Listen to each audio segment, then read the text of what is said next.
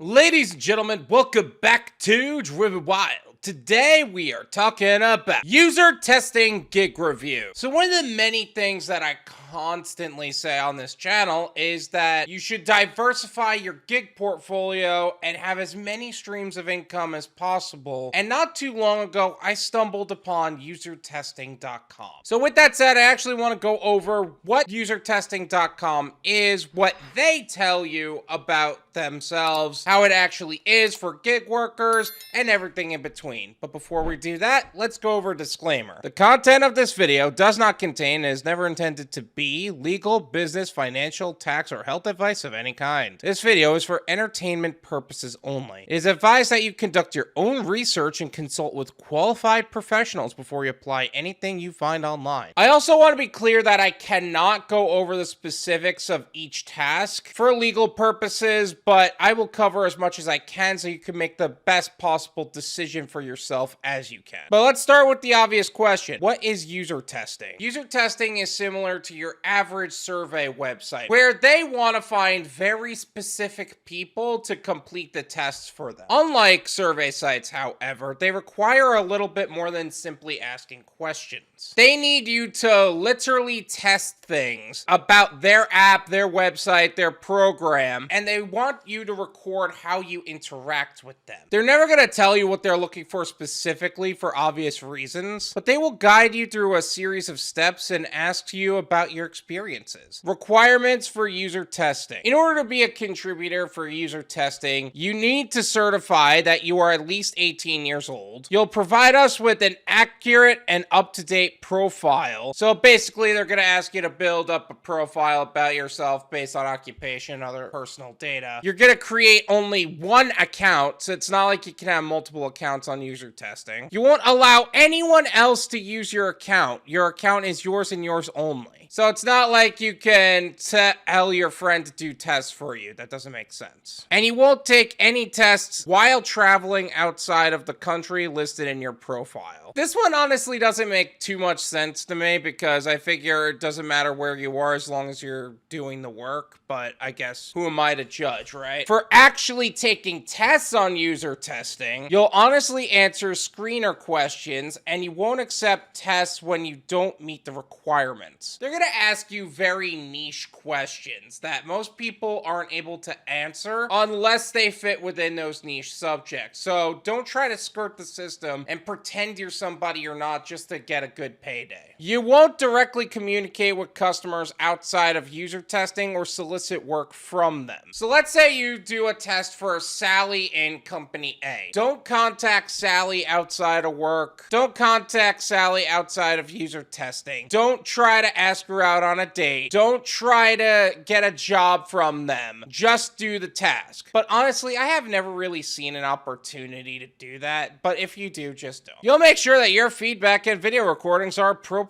for public display. Customers may use your recordings for business purposes. It is possible that you could do a user test and then they could use that user test on like a commercial or something, but I sincerely doubt they're probably going to do that. Although it is 100% possible, which means there shouldn't be anything going on in the background if they need a webcam recording. We'll go over that in a little bit. And the microphone needs to be able to pick up appropriate content and not you cursing or talking about other things that they shouldn't be talking about. We welcome your honest and constructive feedback, but you should never use obscene, inappropriate, or offensive languages, images, or communication. Like I said, no cursing, no slurs, you know the drill. Keep it clean, be honest, be firm. I'm probably one of the biggest critics on the platform, so don't be afraid to say things that you genuinely believe, but just don't be cursing about it, you know what I'm saying? When you participate in a live conversation test or a test that requires a face recording, you'll be mindful of what your webcam displays and keep things appropriate. If you're going to be in a recording, you should also be dressing like you're going to a job interview. Collared shirt, make sure that there's nothing going on in the background, things like that. I'm not expecting like a tie or anything like that, but make sure that you're keeping it clean, you know? You won't copy or take screenshots of any part of the test. Seriously, they take confidentiality very serious. In fact, some of the companies you may be working with haven't even come out yet. So Keep that in mind. You might end up testing websites or apps that aren't public yet, so you promise to keep all test information confidential, which is why I can't talk about the test's more intricate details, because it is vitally important that I don't talk about that. They don't really talk about this, but there is certain equipment necessary for user testing. You need to have a laptop or a desktop so you can actually go on the website. You need a webcam or camera so that way you can record yourself for the live conversations, although they're very few and far between. A working microphone. Usually people just end up using the microphone from their computer, but I prefer to have a microphone that's higher quality. That's why I have mine. Smartphone and user testing app. Yes, you do need the website and the app to make this work the way you want it to. And you need a PayPal account so they can actually pay you. What being a contributor on user testing looks like. So in order to put yourself in a position to receive tests from user testing, you simply need to log into your dashboard. Wait for a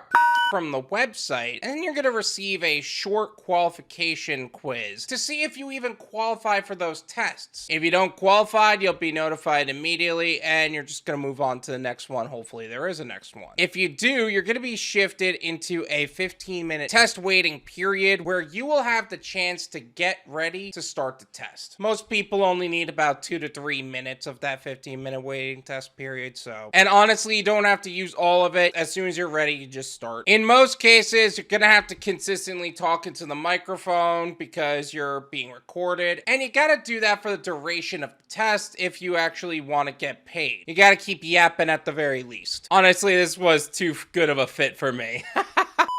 Now, once you complete the test, you're going to realize that your payment is pending. And in a week, they're going to send you a payment as well as a potential rating for the quality of the work that you did. Yes, you do get rated. And yes, it is annoying, but it is something that does happen. To be honest, it sounds like it's more work than it actually is. Don't feel overwhelmed. You'll pick it up in no time. Income expectations. So each test seems to have different price points depending on what they expect of you. However, they all fall within the same intervals overall. There's $4, $10, $30, $60, and $90 tests. 10 seems to be the most common, but I've also participated in $4 tests and $30 tests. However, I've only managed to complete 4 tests in a day due to the qualifications. If you're doing a $30, $60, or $90 test, you're probably gonna need face recording for it. $4 and $10 tests don't really take that much time to do. $30 tests are you actually sitting with another person. $60 test, same thing. Final verdict on user testing. This is not a bad opportunity, but it is certainly not a primary source of income. It's almost a side hustle to the side hustle. It seems like a great app when you're beginning the transition from full-time gig worker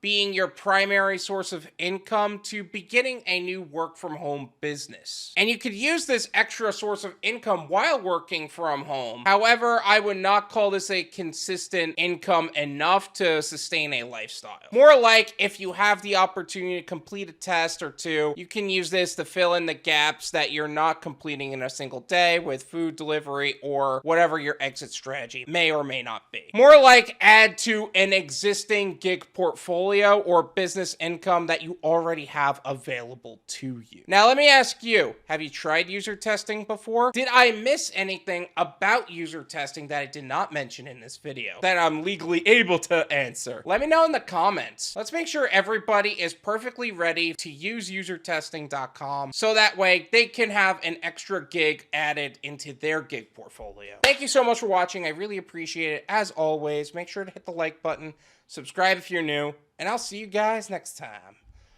Peace!